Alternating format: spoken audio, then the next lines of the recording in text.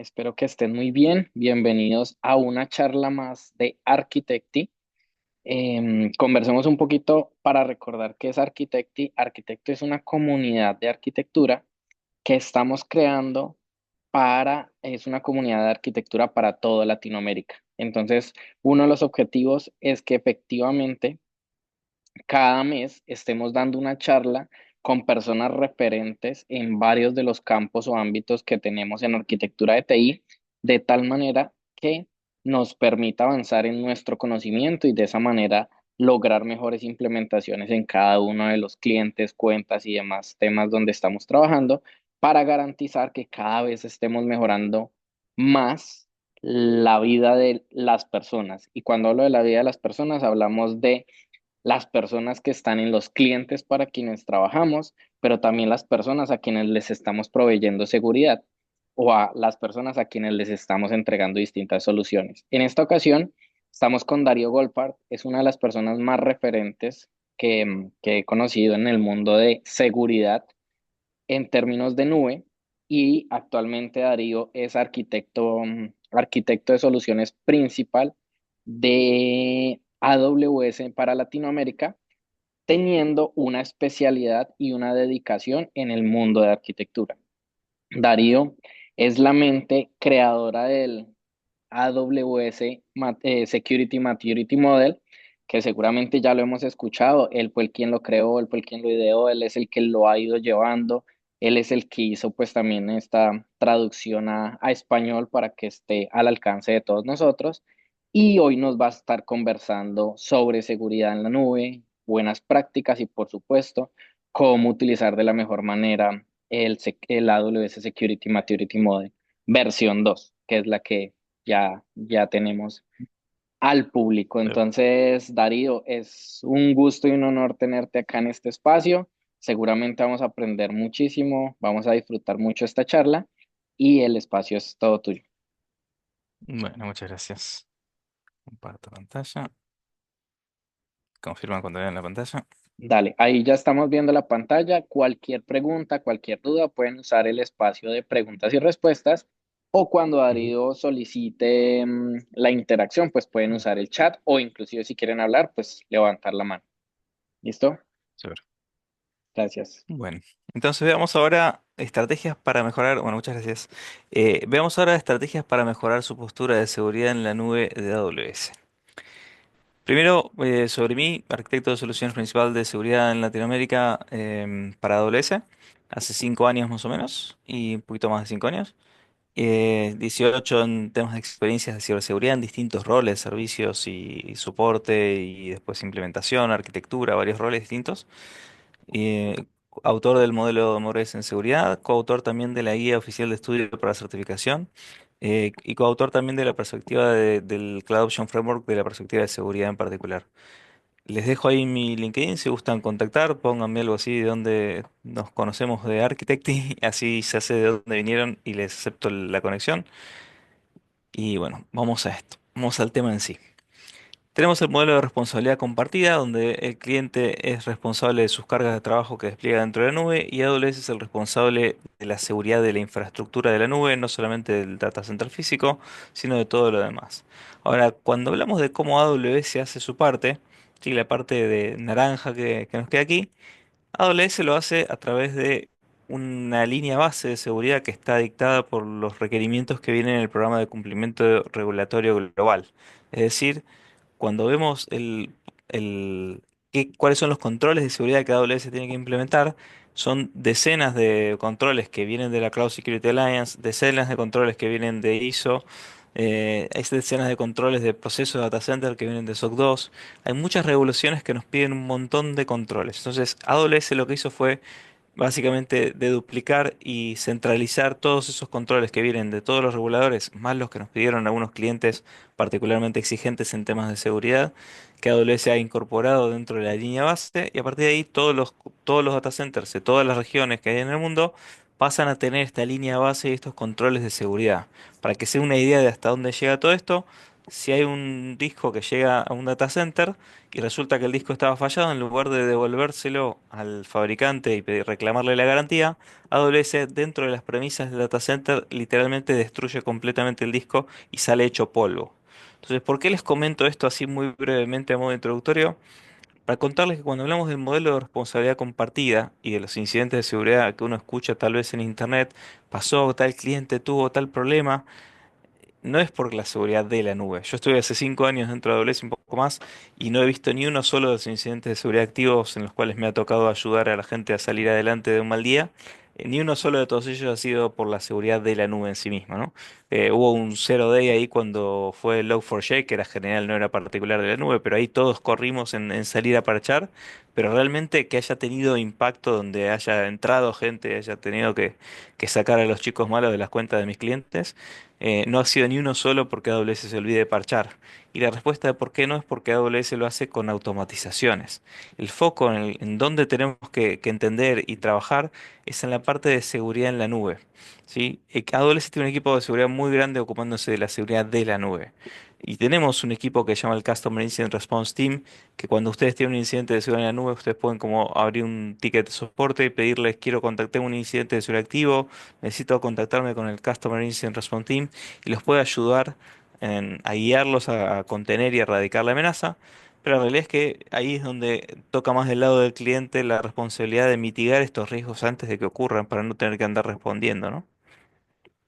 Es muchísimo más fácil dejar a la gente mal afuera que sacarlos una vez que están adentro. ¿Sí? El erradicar a una amenaza cuando ya tuvo un root en una cuenta es bastante más compleja. No hay muchos lugares donde uno tiene que chequear que no haya ningún tipo de persistencia.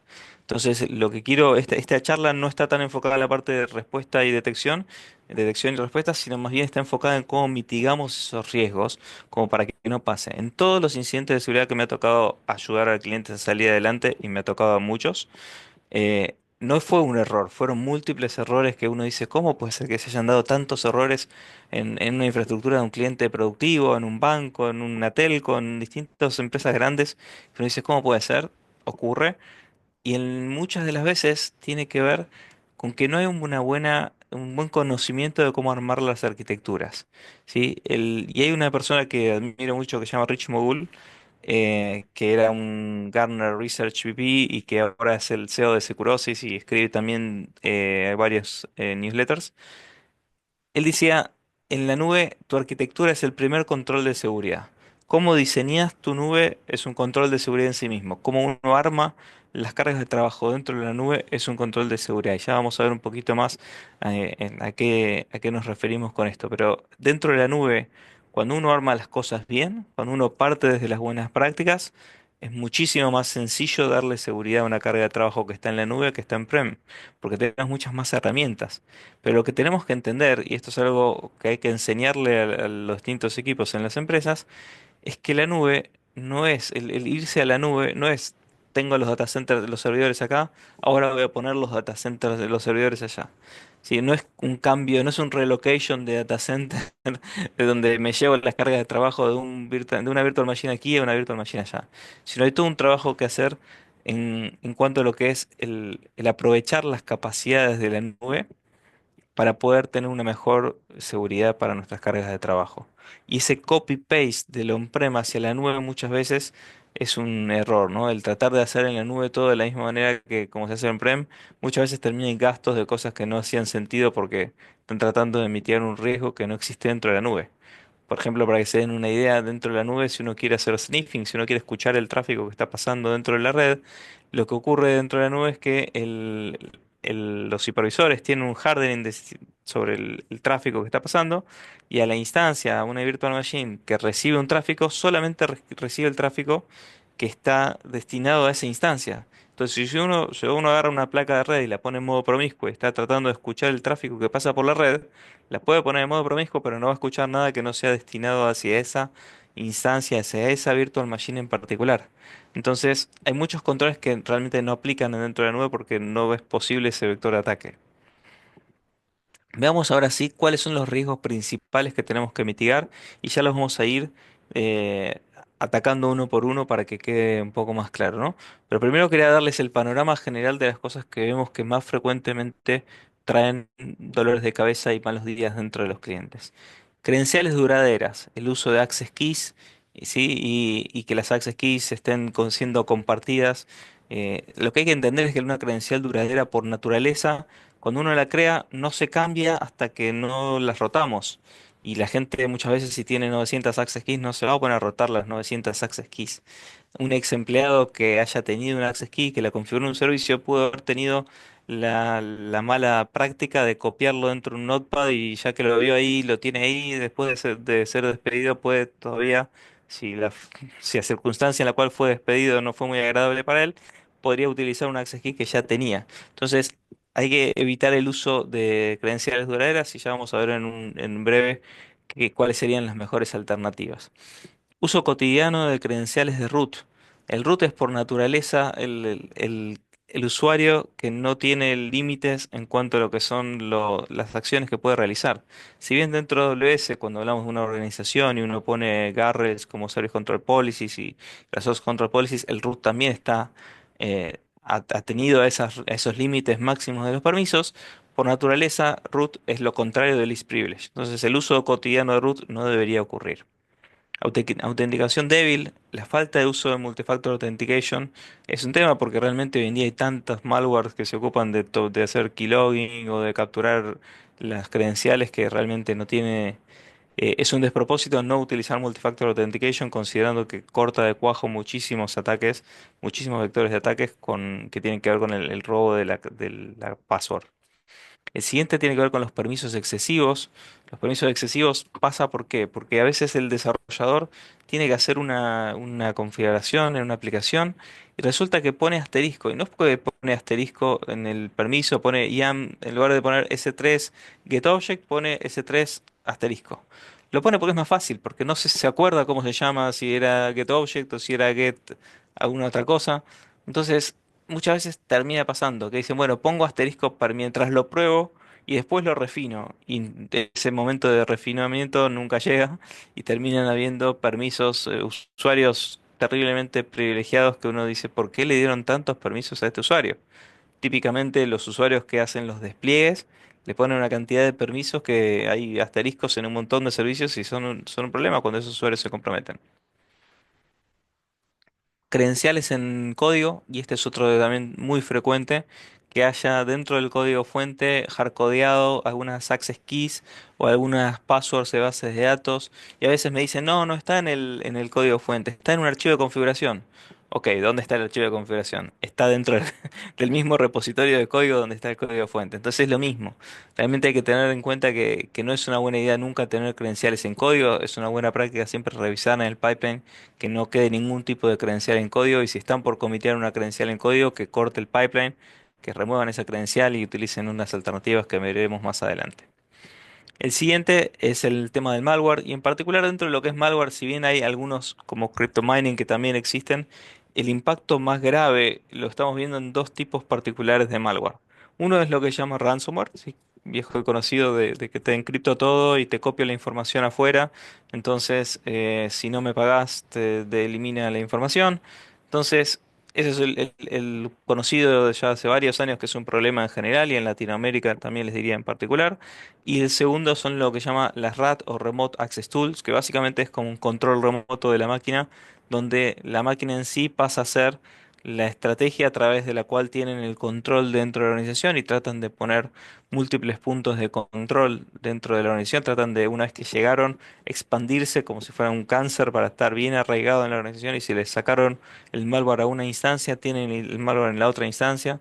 Entonces, este es un problema también, ¿no? Las Remote Access Tools son herramientas a través de las cuales pueden generar un impacto significativo. Entonces ahí ya veremos también las alternativas y qué es lo que se recomienda en esos casos. Security Groups abiertos, este es otro error muy típico, muy, muy, muy frecuente, donde normalmente una aplicación necesita conectarse con una base de datos, entonces para conectarse lo único que tendría que abrir es el puerto de base de datos de entrada y nada más. Y solo eso. Sin embargo, frecuentemente vemos que abren asteriscos por todos lados, abren 0000, o sea, desde cualquier punto que lleguen a todos estos puertos y muchas veces ni es necesario porque esto tal vez era un web server y solo tenía que tener el 443 y nada más. También pasa algo parecido a los permisos excesivos de IA, donde los abren de más diciendo después los vamos a limpiar, y resulta que no los limpian y queda ahí disponible el acceso de red.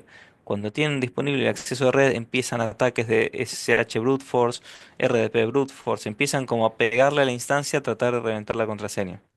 ¿Sí? El acceso vía SSH cuando tienen abiertos los puertos de administración, que ese es un caso particular de security groups abiertos que es el más riesgoso y el más sencillo de remediar, porque nunca una carga de trabajo operativa va a estar usando el puerto 22, entonces, o el 3389, el de RDP. Entonces, en esos casos son fáciles, sabemos que lo sumo, si yo cierro esto y no lo tenía que cerrar porque hay alguien que lo está utilizando, no se va a caer el aplicativo, sino que básicamente es un administrador que no va a poder entrar, me va a abrir un ticket o me va a llamar y le voy a habilitar el acceso particularmente para este IP. Entonces eso es algo que es fácil de cerrar. Vulnerabilidades en código y en infraestructura. Este es un punto importante y es uno de los más difíciles de resolver con respecto a las otras cosas que estamos viendo aquí en los principales riesgos, porque aquí ya estamos entrando en que hay dos aspectos. Por un lado tengo que poner el arquero atajando los penales, los goles, que ese sería el WAF y los servicios para mitigación de ataques de generación de servicio de DOS. Pero por otro lado está el tema de remediar, o sea, achicar el arco, ¿sí? De modo tal de que la probabilidad de que entre la pelota sea menor porque el arco es más chico. Y eso tiene que ver con limpiar las vulnerabilidades en el sistema operativo, en el middleware que tengan, que esté corriendo, en el Apache, en el Tomcat, también dentro de lo que es el código, en las librerías que está haciendo uso del código. Muchas veces librerías open source nos traen algunos dolores de cabeza si no las mantenemos actualizadas. Entonces es otro tema para trabajar. La falta de aislamiento, esto de que todos los servers se hablen con todos y que las cargas de trabajo estén todas dentro de una gran VPC, donde todas las cargas de trabajo están con visibilidad de red entre un lado para el otro, eso es un problema también. O sea, hay que entender el tema de cómo aislar las cargas de trabajo y vamos a hablar un poquito de eso más adelante.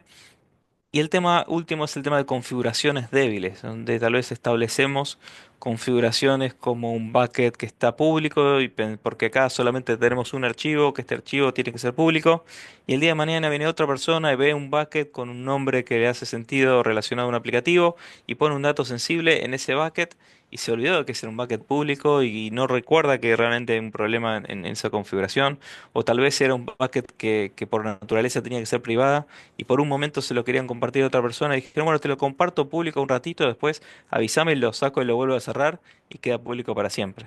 Me ha tocado en algunas revisiones de seguridad que hemos hecho encontrar un nombre de un aplicativo, guión bajo backups, como un bucket público. Y yo le digo al cliente, ¿cuál es la necesidad de negocio de compartir el código fuente de tu aplicativo con el mundo entero? Sí, son errores de configuración que a veces tienen problemas en cuanto a lo que es el impacto a nivel de seguridad. Entonces, dados estos riesgos principales, vamos a pensar cómo podemos mitigar estos riesgos. ¿Sí? Dentro de la nube de AWS hay muchos servicios de seguridad. Muchos de esos servicios de seguridad son gratuitos. Muchos tienen una capa gratuita donde, por ejemplo, cuando hablamos de ataques de generación de servicio, los ataques de generación de servicio en capa 4, lo que son ataques más básicos a nivel complejidad, pero más frecuentes a nivel volumen y más grandes a nivel volumen, que sí, ese tipo de ataques los mitiga el servicio AWS Shield Standard, que es un servicio gratuito que está activado para todos los clientes sin que tengan que hacer absolutamente nada. Cuando hablamos de mitigación en capa 7, ataques más sofisticados, como por ejemplo un HTTP Flood, ahí sí ya hace falta otros servicios como el Shield Advance o el WAF. Y finalmente, muchos otros servicios tienen un free trial. El free trial tiene dos propósitos. Por un lado, que ustedes conozcan la funcionalidad que les ofrece el servicio, que eso va a ayudar a que sepan si sirve o no sirve para su necesidad, para su control de seguridad. Y segundo, les va a servir para estimar el costo real dentro de su organización. ¿Por qué? Porque en lugar de utilizar un Excel utilizando muchos supuestos que tal vez no son ciertos, cuando uno utiliza un free trial le va a decir cuál es el usage. En el usage le va a decir, esta es la cantidad de dólares que hubieras gastado si no existía el free trial. Entonces sabemos fehacientemente cuánto nos va a salir el mes siguiente, suponiendo que la carga sea más o menos similar. Entonces nos va a ayudar a estimar en mi carga de trabajo cuál es el costo de los servicios y van a poder ver que los costos de los servicios de seguridad de AWS son particularmente eficientes en costos y que AWS, el negocio que tiene en cuanto a lo que son los servicios de seguridad, no es tanto el revenue del servicio de seguridad, sino más bien que los clientes los usen, que estén seguros y que no tengamos malos días, que es la prioridad máxima para AWS. Si no queremos que ningún cliente esté sufriendo ahí un adversario y sus comportamientos. Luego tenemos la parte de frameworks y buenas prácticas. Hay muchos documentos de buenas prácticas, desde el Web Architect Framework, el Cloud Option Framework. Hay guías sobre cómo implementar el NIST Cybersecurity Framework dentro de la nube de AWS. El Center for Internet Security también tiene un montón de recomendaciones sobre cómo alinear las distintas configuraciones de nube misma, aparte de lo que es el hardening del sistema operativo, de cómo configurar la nube misma. Y a veces pasa que entre tanta documentación, los clientes se marean un poco y dicen, bueno, pero no tengo ni tiempo de leer tanta documentación, ¿cómo priorizo las distintas recomendaciones? ¿Por dónde empiezo? Si me pongo a leer todo esto y yo todavía tengo que empezar a hacer algo, todavía tengo que empezar a cerrar. Todo el tiempo que yo estoy aprendiendo es un tiempo que estoy de alguna manera dejando un agujero. Entonces, la preocupación principal de muchos de los clientes con los que yo hablo es cómo priorizar las distintas recomendaciones. Y para eso la recomendación que yo siempre les hago es no solamente considerar cuál es la cosa que nos va a mejorar la postura de seguridad, sino también considerar qué tan fácil es de implementar un control de seguridad. Si le recomendamos esto de que utilicen que implementen primero los controles de seguridad que pueden implementar más rápidamente, y no digo más fácilmente, no solamente, más fácilmente no significa más rápido y más sencillo de implementar, sino también que tenga una baja carga operativa en el día a día, que no tenga que tener un montón de personas administrando reglas, tuneando el espacio en disco y ese otro tipo de cosas típicas de soluciones, tal vez de tipo SIEM del on-premise. Y también el tema del costo, ¿no? Todo eso hacia la facilidad. Y después el segundo punto clave es, bueno, el beneficio que tiene en cuanto a reforzar la postura de seguridad, que eso tiene que ver con la mitigación de los riesgos más críticos, donde podrían tener un mayor impacto, y también donde tenemos riesgos que tienen una gran probabilidad de ocurrencia porque es fácil de explotar. Entonces, ese tipo de cosas son los quick wins. Quick wins que podemos implementar toda una lista de recomendaciones, y vamos a ver que son varias. En una sola semana podemos implementarla en la gran mayoría de las empresas. Otro punto importante, cuando esta es la guía de alguna manera de cómo saber qué hacer primero. Esos serían los quick wins. Y ahí en adelante va a ser un camino evolutivo. Uno no va a estar de no seguro a estar seguro de la noche a la mañana. Hay todo un proceso evolutivo donde las organizaciones van aprendiendo, a medida que van aprendiendo, van implementando, a medida que van implementando, van aprendiendo un poco más y reforzando más controles de seguridad. Entonces, la recomendación que trae el Maturity Model, el Security Maturity Model, modelo de madurez en seguridad de AWS, básicamente es armar este camino prescriptivo donde les decimos, esta es la fase uno que mencionamos recién, después tenemos una fase 2 que van a ser servicios y configuraciones importantes que forman la base de la postura de seguridad, es decir, cosas donde si tengo una carga productiva en la nube tendría que estar haciendo. Después tenemos la fase 3 que tiene que ver con recomendaciones que nos permite un gobierno eficiente de la seguridad en la nube. Eso significa que todo el mundo debe estar apuntando a eventualmente llegar a completar la fase 3. Y finalmente tenemos una fase 4 optimizado, donde tal vez no aplicaría necesariamente para todos los clientes. Van a haber unos clientes que van a decir yo ingeniería del caos para ver si se me cae, si mi aplicación es resiliente a una caída de una Z.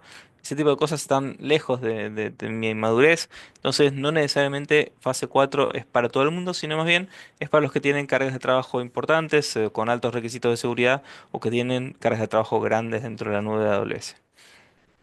Entonces, el Maturity Model les va a dar un camino evolutivo que básicamente va a ser Opinionated Prescriptive Guidance.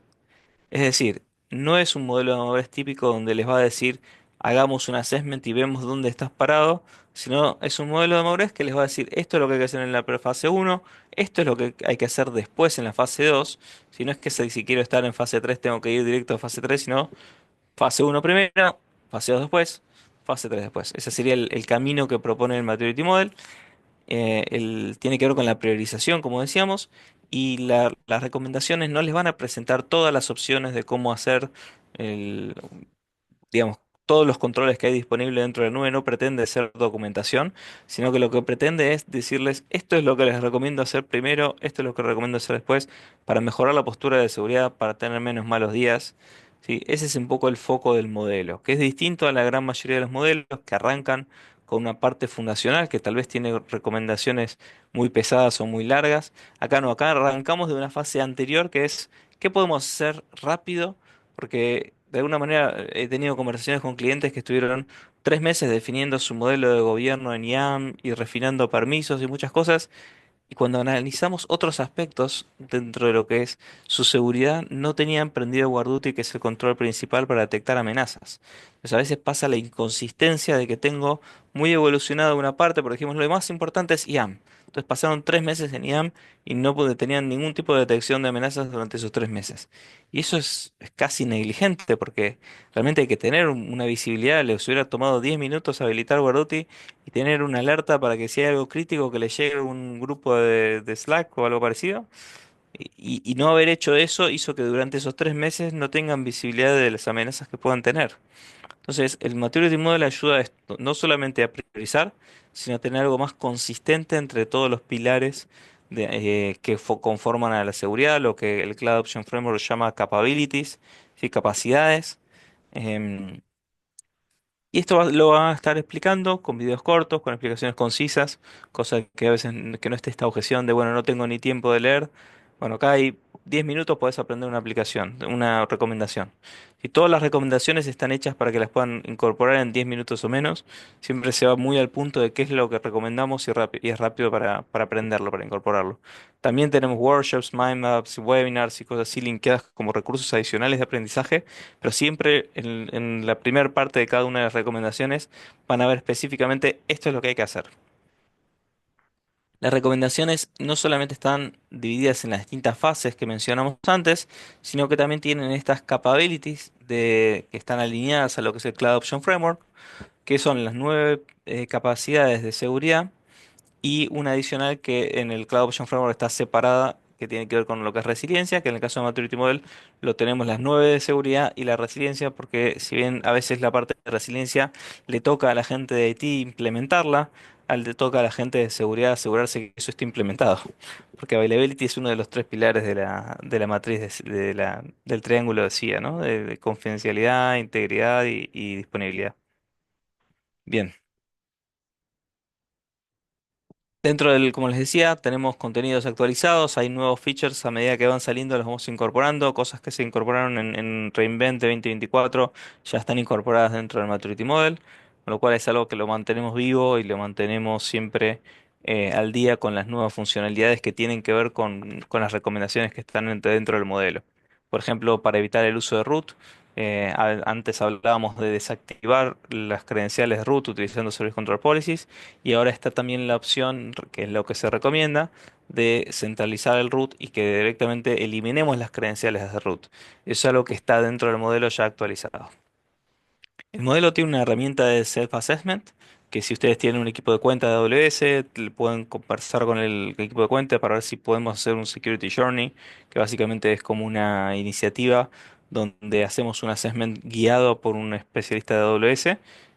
Si no, lo pueden hacer con un partner, ¿sí? Que hay varios partners que ya están entrenados en cómo hacer Security Journeys, que es esta iniciativa donde les cuento, que les contaba que básicamente es en analizar qué tan alineados están al Maturity Model y según eso ir dándoles recomendaciones. Pero esta planilla les permitiría a ustedes mismos, si tienen equipos de seguridad que puedan aprender el Maturity Model, también pueden hacerse su propio assessment donde vean qué tan alineados están a cada una de las recomendaciones.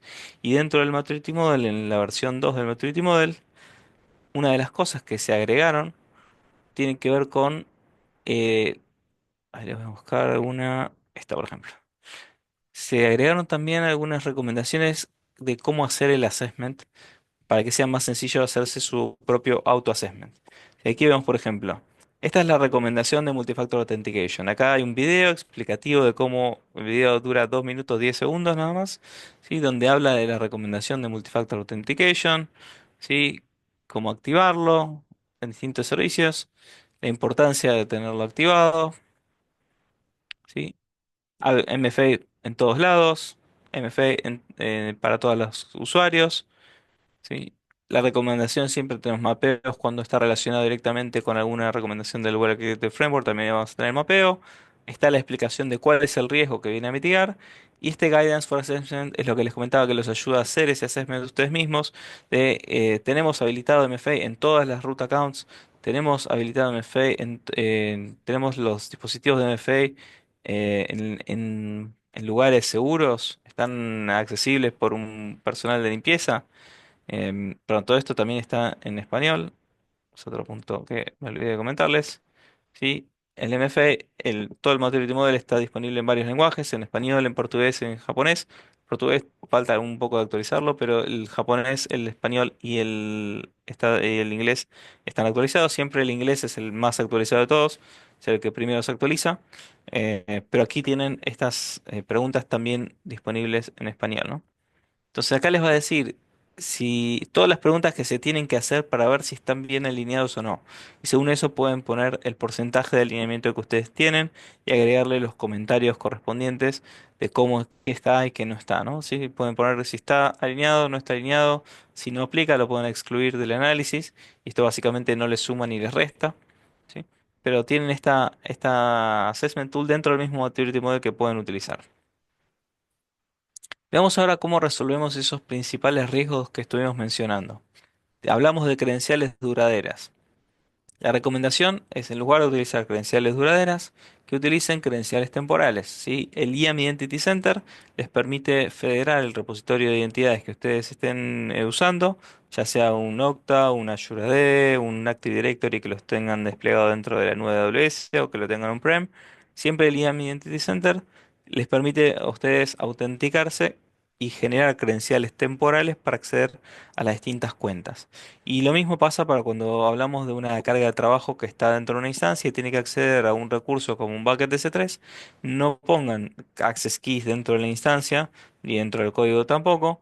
Pongan siempre credenciales temporales, es decir, usen roles como lo que es el EC2 Instance Profile o los Lambda Execution Roles para que tengan credenciales temporales de acceso a los recursos. ¿Sí? Si alguien se lleva una credencial duradera hasta que no la roten, entonces tenemos un problema. Uso cotidiano de root. Bueno, la respuesta es sencilla, protección del root. Y protección de root significa no crearle un access key al root porque no debería ser el caso, no es una buena práctica crear un acceso programático a lo que es el root account. No deberían estar usándolo en el día a día. Deberían tenerlo desactivado, centralizado, como para que no tenga credenciales de root en cada una de las cuentas miembros, porque es más complejo de gestionar. Sí, no debería ser posible loguearse como root en cada una de las cuentas miembros en el día a día. ¿Sí? Eso es una mala práctica y no deberíamos permitirlo. La siguiente, con respecto a lo que es Multifactor Authentication, muy sencillo, implementar Multifactor Authentication y aquí es en todos lados, no es solamente en el root account, también en los IAM users que tengan. Sí, hay que tratar de reducir y no tener muchos IAM users, como dijimos, pues IAM users son credenciales duraderas, pero de los que tengamos, que los tengamos con Multifactor Authentication, como para asegurarnos que sea esa persona. Sí, aunque sea un Touch ID de la Mac o un Face ID para lo que es el Windows Hello, ¿sí? La autenticación biométrica del sistema operativo, eso es muchísimo mejor que no tener nada. Aunque sea un número de 6 dígitos que sale del Google Authenticator, es muchísimo mejor que no tener nada. Seguro que lo mejor es usar hardware tokens, que son básicamente unos dispositivos que ustedes pueden tocar y eso le pone un key y que lo toque, que requiera el contacto físico hace que el malware no se lo pueda llevar. Seguro, pero no tener una YubiKey no significa que no puedo configurar MFA. Puedo configurar MFA muy fácilmente utilizando lo que me provee los distintos sistemas operativos.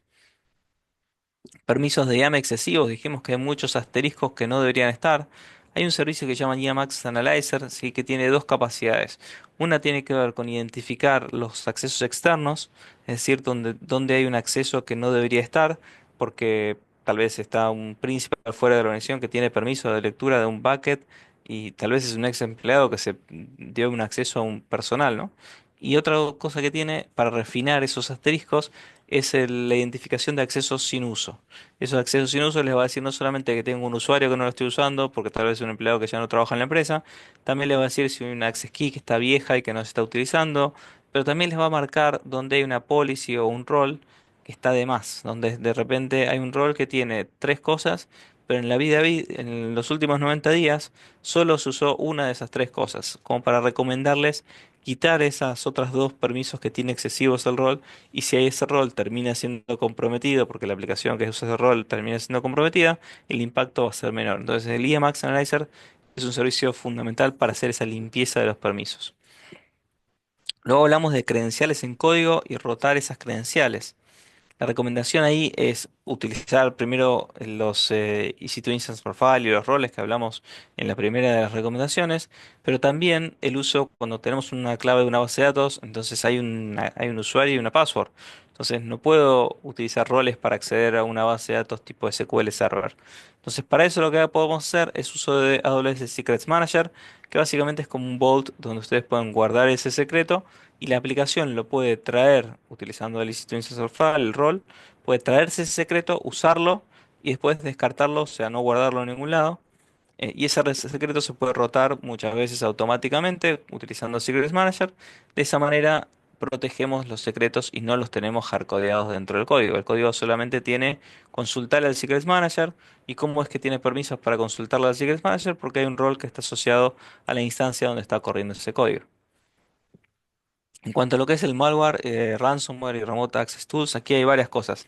Primero, lo que es el AWS Backups y lo que es el Elastic Disaster Recovery, si quieren hacer un disaster recovery en alguna otra región. Eh, Son algunas herramientas importantes para recuperarse ante un ransomware.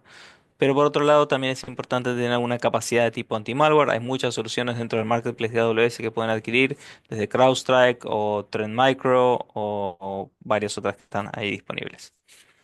La siguiente tiene que ver con los security groups abiertos. Sí, aquí la recomendación es utilizar Firewall Manager para identificar dónde tienen security groups que están así abiertos o que tienen demasiados permisos. También, además de Firewall Manager, se puede usar algunas capacidades más básicas que ofrece Security Hub, que ofrece Config, para identificar específicamente puerto 22 abierto al mundo. Pero el Firewall Manager es más completo en el tema de identificación de no solamente de security groups que estén peligrosos, sino también de los que están redundantes, que están sin uso y ese tipo de cosas. Luego hablamos de vulnerabilidades en código y en infraestructura.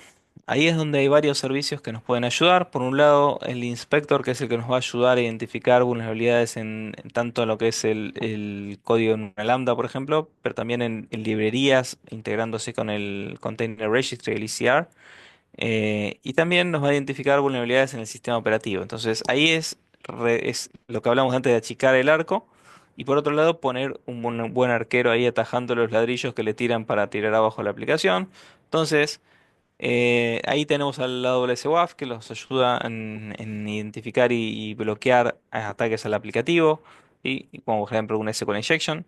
Y por otro lado tenemos el Shield Advance en particular, es el servicio que los ayuda a proteger contra lo que son ataques de negación de servicio en capa 7, si hay ataques sofisticados. El Shield Advance es uno de los pocos servicios que lo van a anotar en la factura, porque tiene un costo como $3.000 por mes.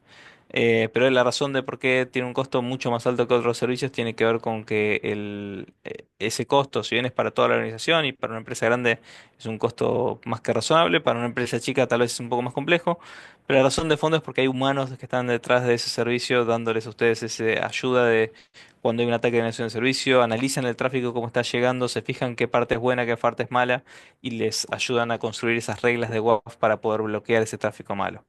Pero el punto clave acá es tener la identificación de las vulnerabilidades y remediar esas vulnerabilidades, y por otro lado poner estas cosas para que atajen los ataques y los puedan frenar. La siguiente, hablamos de la falta de aislamiento. Y acá la recomendación, hay dos grandes recomendaciones. Primero, tener una organización con un AWS Control Tower que los va a hacer partir desde las buenas prácticas, y ya lo vamos a ver un poquito más adelante, y tener separadas las cargas de trabajo en distintas VPCs, que no estén hablándose todo con todo naturalmente, porque no es una buena práctica de seguridad, que también es un punto importante. En configuraciones débiles, ¿cómo sabemos si tenemos configuraciones débiles dentro de la nube? El servicio de AWS Security Hub tiene lo que se llama Security Standards. Esos Security Standards son listas de controles que puede chequear automáticamente. Entonces, si uno quiere tener un assessment de seguridad de cómo están mis configuraciones en la nube, lo que llama Gartner lo llama Cloud Security Posture Manager, pueden utilizar AWS Security Hub, y con ese AWS Security Hub pueden identificar dónde tienen esas configuraciones débiles como para ir a remediarlas y tiene incluso hasta la documentación que los indica cómo hacer para remediar ese problema en particular. Todo esto que mencionamos acá está todo dentro de las primeras fases del Maturity Model. ¿Sí? Los riesgos principales están en el Maturity Model, por eso es que la recomendación es que le peguen una buena mirada al Maturity Model, que hablen con los partners con los que estén trabajando, a ver si conocen el Maturity Model, si fueron entrenados ellos. Ya entrenamos, ya pasamos por Colombia, por México, por Argentina y por Brasil, haciendo entrenamientos para partners, y en mayo tenemos Chile también. Como para enseñarles cómo son los security journeys, cómo pueden usar el Maturity Model como para hacer assessment con los clientes. También ahí contacten a sus partners y pídanles assessments de seguridad. Este es uno muy recomendable. Ahora sí vamos a la parte de arquitectura, ¿sí? Más, entrando un poco más en lo técnico de arquitectura. Primer punto, ¿qué es una cuenta? Y ahí los leo si tienen ahí un chat. Pregunta si uno está valiente. Hay 45 personas, así que siéntanse libres de ir poniendo algo en el chat. ¿Qué es una cuenta? Una cuenta es un límite de seguridad. Así como un cliente no puede acceder a los datos de otro cliente, entonces de la misma manera, por defecto, una cuenta no tiene permisos sobre otras cuentas. Entonces la cuenta no es solamente un tema administrativo, es un tema de seguridad. ¿Sí? Es un tema que nos ayuda a proteger datos sensibles como por ejemplo los logs, como por ejemplo los backups. Entonces, la recomendación es que tengan una estrategia multicuenta donde tengan una management account, la que es la pagadora, donde esa management account no tiene absolutamente ninguna carga de trabajo. ¿Sí? Porque dentro de la management account no aplican las service control policies, con lo cual están más limitados a la hora de aplicar, aplicar controles restrictivos dentro de la management account. Entonces, la carga de management account tiene que ser solamente para gestionar las service control policies, gestionar control tower, nada más que eso. Después tiene que haber una serie de cuentas core que son básicamente las que sirven a toda la organización. Y ahí va a haber una cuenta de seguridad y auditoría, una cuenta de logging. Estas son dos fundamentales y básicas que crea Control Tower por defecto, ¿sí? Y en la cuenta de login se van a centralizar todos esos logs de seguridad que están en todas las cuentas. En la cuenta de seguridad y auditoría es donde uno va a activar los distintos servicios de seguridad como GuardDuty, Security Hub, Detective, Macie, etcétera. Después tenemos la cuenta de redes y de shared services, donde en las redes vamos a obtener los VPCs, los transit gateways, las conexiones a los centros de datos, si tuvieran un centro de datos on-prem. Y el shared service ahí es donde típicamente se ponen herramientas de monitoreo, Active Directories, o cosas que van a servir a toda la organización. Em, y luego tenemos cuentas de desarrollo de lo que se llama Developer Sandbox, cuentas que tienen que ver básicamente con la experimentación de los desarrolladores, que están bien limitadas en que no levanten máquinas muy pesadas, que no tengan acceso a datos productivos ni nada parecido. ¿Sí? Y finalmente tenemos esto que va a variar dentro de cada una de las organizaciones, de tener un juego de cuentas de desarrollo, testing y producción, que acá en algunas organizaciones va a ser por unidad de negocio, más que todo cuando estén arrancando, luego va a ser por producto, y después cuando ya están más maduras lo van a hacer por cada carga de trabajo, una carga de trabajo, una de PC, una cuenta, y de hecho son tres porque son desarrollo, testing y producción. Entonces, cuando logramos un mayor aislamiento en las cuentas, si hay un compromiso, lo que se llama el blast radius, la superficie del ataque, hasta donde llega el ataque, está más contenido y el impacto es menor. Control Tower nos va a crear esa cuenta de Log Archive y nos va a crear esta cuenta de auditoría que es la cuenta de seguridad. Nos va a crear también las nuevas cuentas utilizando el Service Catalog de modo consistente, donde podemos ponerle buenas prácticas de seguridad a medida que las creamos en las nuevas cuentas. Van a tener los logs habilitados y va a ser imposible deshabilitarlos porque van a haber Service Control Policies que van a prevenir que un adversario pueda apagar los logs o borrar los logs, y eso es un punto importante. Hay una pregunta por ahí. Darío, hay una Eh, pregunta. sí. Dice, ¿ese enfoque cómo se maneja en clientes cuando tienen un tema Ujú. muy enfocado a la costo eficiencia? Sí, hay muchas de las capacidades que están dentro de los servicios de seguridad que son gratuitas. Por ejemplo, el IAM Identity Center es un servicio gratuito. Las configuraciones como root es un servicio, son capacidades gratuitas. Entonces, mucho de lo que está acá no es necesariamente algo pago. El Control Tower no es un servicio que va a ser particularmente oneroso. El AWS Config, que es un servicio que podría ser caro en una organización que tenga mucho cambio, se puede tunear como para que monitoreen particularmente algunos controles y no que monitoree todos los cambios, con lo cual siempre es posible dar seguridad a las cargas de trabajo sin tener un costo operativo alto.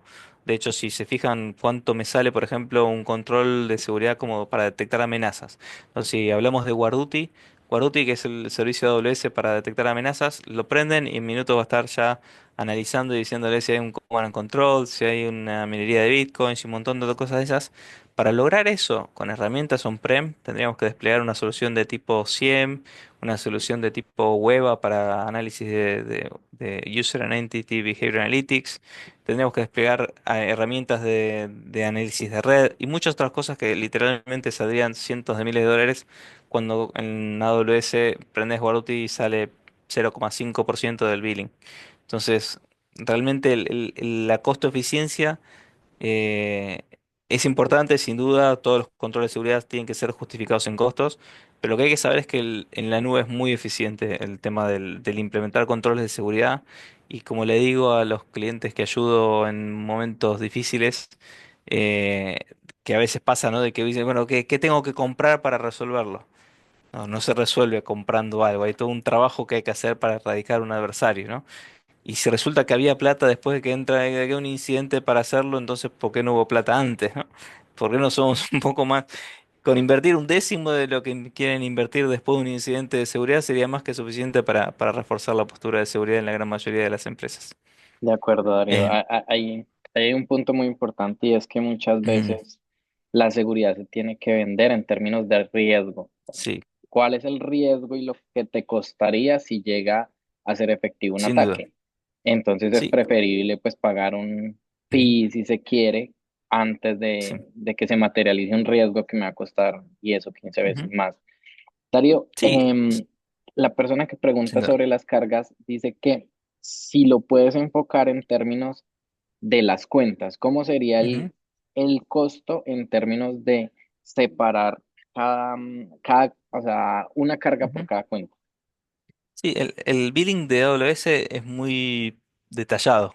O sea, ustedes pueden saber cuál es el costo de Guarduty relacionado a cada una de las cuentas. Entonces ustedes podían transferirle a cada una de esas cuentas. Cuando tienen un esquema multicuentas, ustedes pueden decirle al dueño de cada una de las aplicaciones, este es el tráfico que yo analicé de tu cuenta, esto es lo que me salió Guarduty, esto es lo que me salió Security Hub, esto es lo que me salió cada una de las soluciones de seguridad para esa cuenta y transferirle el costo a ese responsable de esa carga de trabajo. Entonces, de esa manera el budget no sale del presupuesto de seguridad, sino que sale del, del equipo que quiere desplegar la carga de trabajo. Es un costo de desplegar la carga de trabajo, es parte de la infraestructura que tiene que desplegar. Entonces, eso ayuda incluso en lo que es el tener un esquema multicuentas, ayuda significativamente a que los equipos de seguridad puedan trasladar ese costo. Dentro de todos los servicios van a ver que pueden identificar cuál es el billing específico para cada una de las cuentas. Si dentro de la parte de usage, en todos los servicios tienen un usage donde van a ver el costo asociado a siempre, por ejemplo, Waruti les permite separar entre lo que es por capability para que sepan cuál es la capacidad que les está costando más o menos. También por cuenta. Entonces, cuando van por cuenta pueden tener el detalle. Bueno, la cuenta, estas cuentas son de tal responsable. Señor, acá usted me debe este costo para poder pagar a Waruti. Entonces, eso es algo sencillo de realizar. Y los equipos de FinOps, ¿cómo se llama? FinOps en castellano de equipos financieros de las organizaciones se ocupan de hacer esos mapeos perfectamente dentro de la nube, es sencillo de traquear. Y coincido también con el otro mensaje que veo ahí en el chat que dice en seguridad es mejor invertir en la prevención que en la corrección, sin duda. Más que todo porque a veces hay ransomware o adversarios que se metieron adentro y le reclaman a la persona, dame 2 millones de dólares o destruyo toda tu infraestructura o dame 2 millones de dólares o no te devuelvo los backups. Hay muchas cosas así, de repente son números que uno dice, bueno. Pero eso no está, señor, usted está calculando mal, se ve que es de una otra parte del mundo, que esto es Latinoamérica, ese número no camina acá. Entonces, no, y lo peor es que uno está negociando con un terrorista, así que aun si uno le pagara $1 millón, no sabe si realmente le van a devolver algo o no. Entonces, De nada, acuerdo. sin duda que Darío, prevenir es mucho mejor que curar. dale. Tenemos Sí, otra dime. pregunta y dice, ¿qué Ujú, experiencia han tenido con las herramientas de automatización de terceros que analizan ujú, seguridad según frameworks y ujú. prometen realizar una remediación automática? Con la primera parte, buenas experiencias. Sin duda que cuando un cliente tiene un ambiente multinube, partamos de la base que un ambiente multinube es más difícil de asegurar porque los modelos de seguridad son distintos en cada nube. Entonces, cuando uno tiene un ambiente multinube y necesita que la capacidad de seguridad pueda analizar cómo están en cada una de las nubes y poder tener en un punto central toda esa información, entonces ahí sí tiene sentido el uso de Cloud Security Posture Manager de terceros como Wiz, como Prisma, como Dom9, no me acuerdo cómo lo renombró Checkpoint, pero tenía también algo parecido, o el de Trend también, Trend One. Hay muchas de esas soluciones que pueden hacer esos tipos de chequeos. Multinube y ahí tiene sentido. Las remediaciones automáticas hay que tomarlas un poco con pinzas. Yo le preguntaría a cada uno de esos vendors cuántos de tus clientes están haciendo remediaciones automáticas. Y la gran mayoría les va a responder ni como el 3%, 5% o algo parecido. Entonces, no es que esté mal la remediación automática, estoy totalmente, yo de hecho he hecho incluso workshops hablando de cómo hacer para remediar automáticamente una instancia comprometida, que la taguee, que le saque un snapshot, que para hacer la información forense, que la aísle de los security groups, construí muchas automatizaciones para remediar de forma más automatizada y los playbooks es parte de lo que van a ver dentro del Maturity Model, la automatización de los distintos playbooks. Pero tienen que saber que eso llega después. Eso no se compra, eso se arma. Hasta que uno no tiene el proceso donde cada vez que encuentro esto, hago esto. Si A, entonces B. Y eso no pasa siempre así, entonces no conviene automatizar. Conviene automatizar cuando ya está claro qué es lo que tengo que hacer cuando encuentro este tipo de cosas. Si yo automatizo cosas irresponsablemente, puedo estar generando más daño que beneficio. Entonces, con cierto recaudo a la hora de automatizar, sin duda que es una muy buena práctica. Dentro de AWS internamente, nuestro equipo de seguridad, el Blue Team, la mitad de los de las personas que están dentro del Blue Team son desarrolladores. Y la razón de por qué es eso es porque generamos, cada vez que hay un incidente de seguridad, se analiza si esto es algo que podría volver a pasar y si ese es el caso, se generan automatizaciones. Pero de nuevo, eso tiene que ser alineado al nivel de madurez que cada uno tiene. Tengan cuidado de no romper cosas haciendo automatizaciones. ¿Ok? Bien. Siguiendo un poco con las recomendaciones, hay algunas recomendaciones sencillas que pueden hacer que también están dentro del Maturity Model, como bloquear las regiones, que cuando tienen Control Tower pueden bloquear las distintas regiones con mucha facilidad. Y esto es importante porque si yo no tengo bloqueada la región de Asia-Pacífico, entonces tengo que habilitar controles detectivos como WarDuty, los CloudTrace para tener los logs si hay algún tipo de actividad ahí adentro, alarmas de billing, muchos controles y mucho trabajo que por ahí no tendría sentido porque un adversario que controle una credencial podría desplegar cargas de trabajo en otra región para que ustedes no se den cuenta hasta que no vean la factura, lo cual no es muy deseable. Entonces siempre conviene bloquear las regiones que no estén utilizando. Cuando configuran Control Towers, simplemente le dicen, estas son las que quiero gestionar, el resto las quiero denegar y que nadie las pueda utilizar. Es una muy buena práctica, ¿sí? Sí, obviamente si ustedes no están usando esas regiones, ¿no? Otra de las cosas que despliega Control Tower es el IAM Identity Center. El IAM Identity Center tiene la capacidad de darles credenciales temporales a los distintos usuarios que están logueándose y el día de mañana, cuando esa persona se va de la organización, queda dado de baja automáticamente del portal, porque el portal está federando contra un repositorio de identidades, lo cual esta es la forma recomendada para lo que es el acceder de darles permisos de accesos a los empleados. Sí que también puede estar integrado con el CLI versión 2 como para que desde la interfaz de comandos también puedan loguearse con credenciales temporales. Es decir, hoy en día es menor la cantidad de veces en las cuales realmente uno necesita un IAM user y una access key. Bien, y en arquitectura de aplicaciones, y acá estoy un poco corto de tiempo, así que voy a hacer simplemente mostrarles algunos ejemplos. Acá esta es la parte que hubiera querido hacerlo un poco más interactiva, pero estoy corto de tiempo. Entonces, piensen en este escenario. Si tengo una aplicación crítica con datos sensibles, como por ejemplo un home banking, y tengo una arquitectura paupérrima donde tengo una VPC con un web server y está todo ahí adentro, con los datos ahí adentro en una public subnet. Entonces, ¿qué le mejoraría? Y la respuesta en esta seguramente va a ser todo le mejoraría, ¿no? Pero empezaría por, por las availability zone, ¿no? En una sola availability zone no tienen ni alta disponibilidad. Entonces, ya ahí separamos en dos zonas de disponibilidad. Tenemos Virginia 1, Virginia 2. Entonces, acá ponemos unas instancias que hacen balanceador de carga como un Nginx y acá tenemos unos web servers, ¿sí? En unas public subnets. Entonces, acá tenemos varios problemas. El primero, la escalabilidad, ¿no? Que tengan autoscaling groups como para que pueda esto levantar. Pero segundo, el tema de que los load balancers en instancias no es una buena idea cuando hay servicios gestionados que se ocupan de esto y son menos si hay una vulnerabilidad en Nginx, cosa que ha pasado varias veces. Entonces ustedes serían responsables de salir corriendo a parchar el balanceador. No es una buena idea tener balanceadores de carga en instancias. Entonces, vamos a esta otra. Y acá sí les quiero escuchar en el chat en lo posible. Acá tenemos una application load balancer, tenemos unos web servers, una capa de application servers y una capa de base de datos. ¿Sí? ¿Qué es lo que está mal dentro de esta arquitectura? Escriban ahí en el chat a ver si están despiertos o se aburrieron. Falta de seguridad, sin duda. Todo en la misma subnet.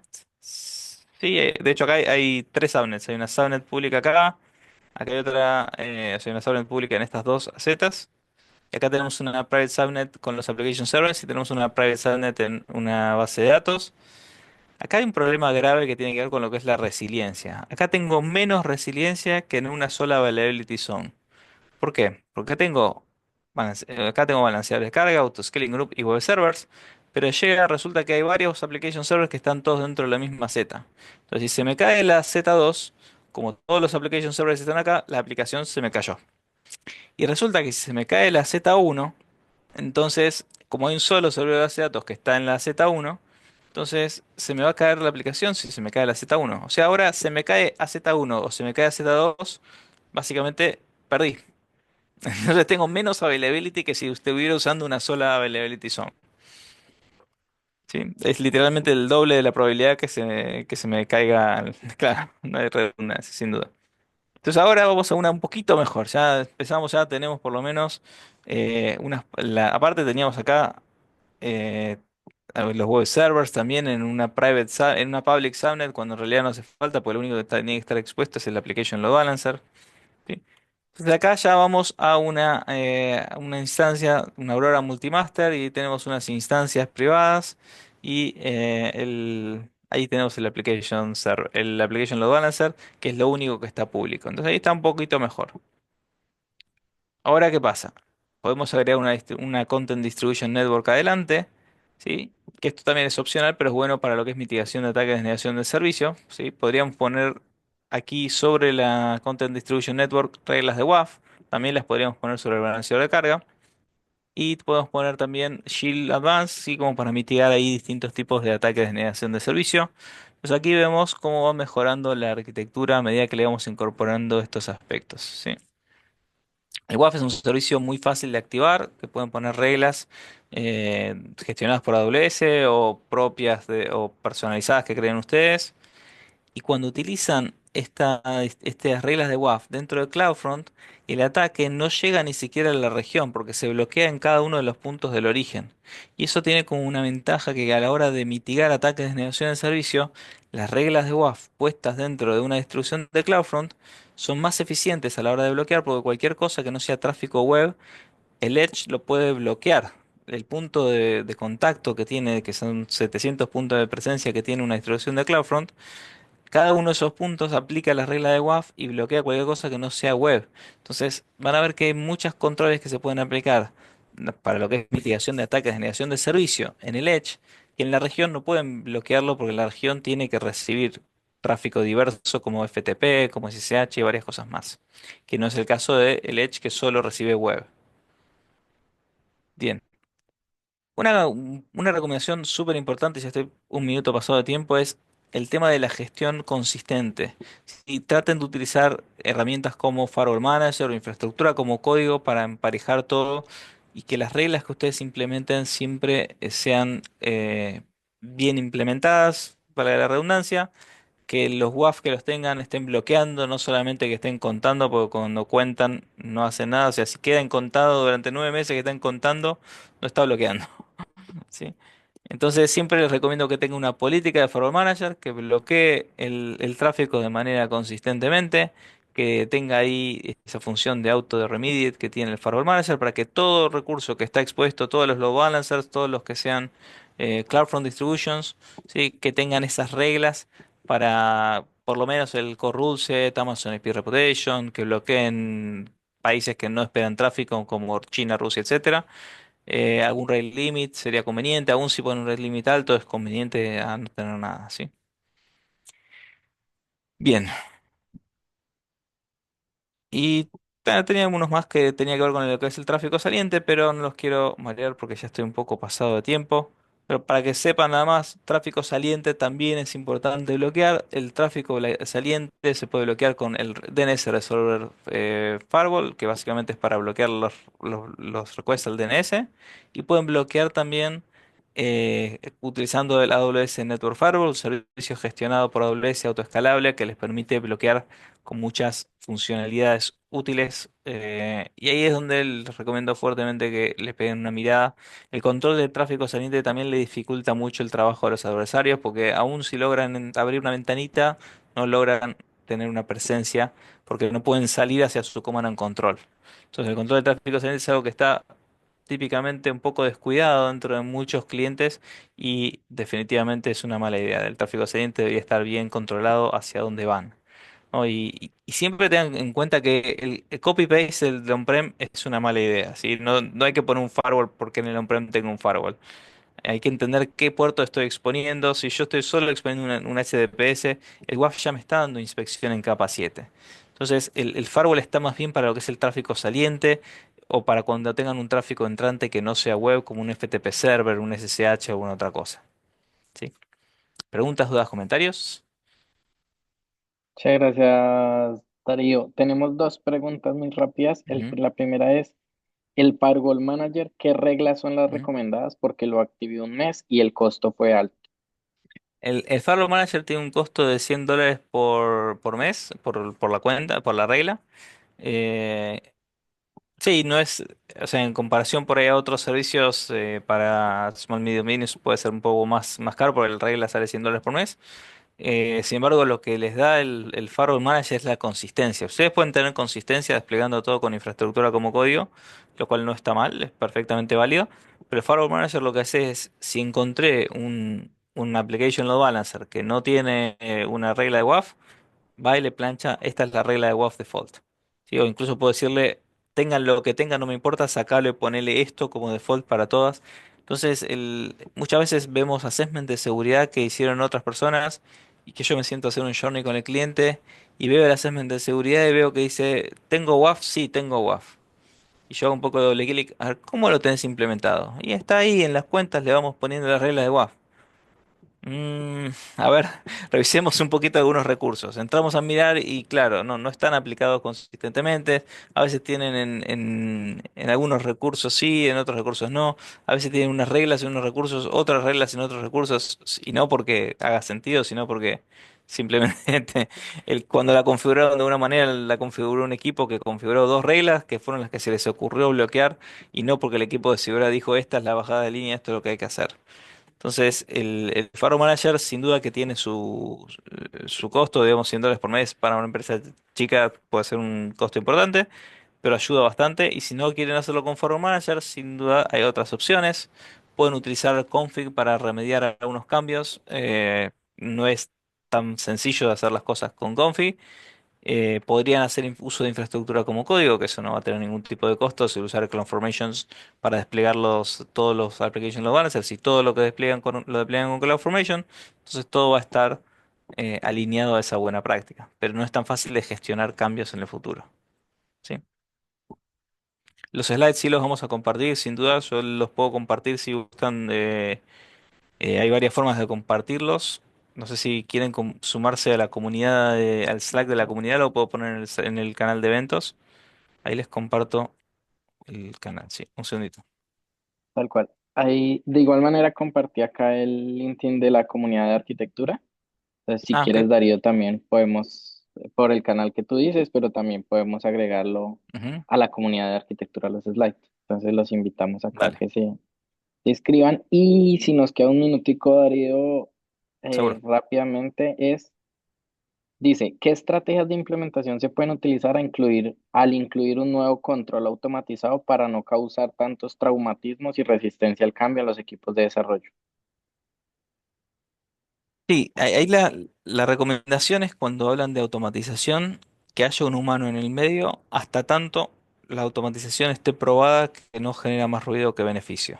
¿Qué significa? Yo podría tomar, por ejemplo, que cuando hay un hallazgo de Guarduty de los graves, como un Command and Control o con un Tor Client o algo así, que automáticamente agarre y vaya del hallazgo de Guarduty en Bridge y directamente aísle la instancia y corte el tráfico y todo. O, otra opción que hay es, llega hacia Guarduty, está Security Hub prendido, importa el hallazgo dentro de Security Hub, un humano mira ese hallazgo y dice, uy, esto no está bueno, acá esto debería estar bloqueado, selecciono, pongo una acción que dice aislar. Y con haber seleccionado la palabra aislar, ya solo ejecuta una lambda que hace todo lo que mencionamos antes del snapshot de la instancia, el aislarlo en la red, el poner una policy en IAM para que nadie la pueda tocar, todo ese tipo de cosas. Entonces, cuando pusimos al humano en el medio confirmando la acción se hace toda automática, pero hay un humano que confirma que esto está bien lo que estamos, la acción, estamos de acuerdo en ejecutarla. Entonces, ahí ya reducimos un poco el riesgo. Y cuando pasa, ya pasó 3, 4, 5 veces que el humano siempre que vino le dio OK y la ejecutó. Entonces ahí es donde le habilitamos la automática de que cada vez que pase esto, automáticamente ejecuta esto otro. Pero no a la primera tratar de que cada vez que pase algo, ejecutemos algo, porque eso trae problemas. Listo. Sí, Darío, muchísimas gracias por acompañarnos en la comunidad arquitecta y muchas gracias a todos por acompañarnos el día de hoy. Esperamos que ujú, hayan disfrutado mucho esta charla. Estén ujú. pendientes porque ya pronto vamos a publicar la venta de boletas para nuestro evento principal que tenemos una vez al año. Este año va a ser el 24 de julio. Y muchísimas gracias, Darío. Espero que sigamos conversando y dándole Ujú. este conocimiento a la Seguro. comunidad. Muchas gracias. Con gusto. Hasta luego. Hasta luego.